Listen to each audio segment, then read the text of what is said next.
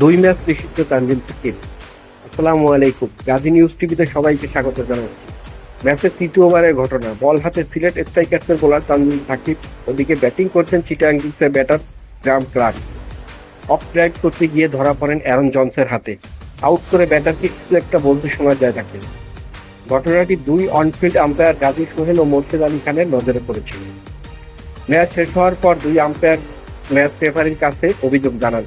পরে match referee Ehsanul হক Suzanne শাস্তি হিসাবে সাকিবকে একটি ডিমেরিট পয়েন্ট দেন। এ নিয়ে এবারে বিপিএল এ সাকিবের ডিমেরিট পয়েন্ট হলো 4।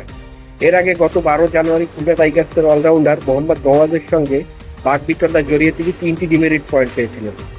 এই আক্রমণাত্মক আচরণের জন্য 2 ম্যাচ নিষিদ্ধ হয়েছেন তানজিম সাকিব।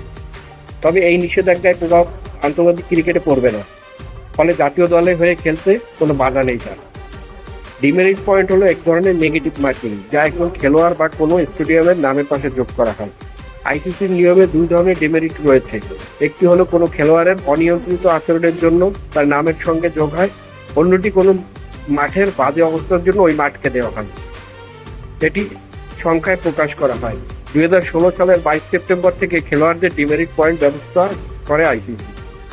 24 মাসে 4টি ডিমেরিট পয়েন্ট পাওয়া হওয়ায় 2 ম্যাচ নিষিদ্ধ হয়েছেন তানজিম সাকিব। তবে এটি প্রযোজ্য হবে শুধুমাত্র ঘরোয়া ক্রিকেটেই।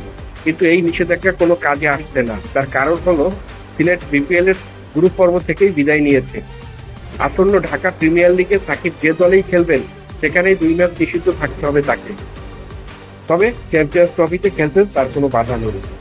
এরকম খেলাধুলার আপডেট ভিডিও পেতে আমাদের চ্যানেলটি সাবস্ক্রাইব করে রাখুন এবং পাশের বেল আইকন অল রাখুন, যাতে করে নতুন নতুন ভিডিও আপলোড করার সাথে সাথে আপনারা নোটিফিকেশন পেতে পারেন। ধন্যবাদ আমাদের সাথে থাকার জন্য।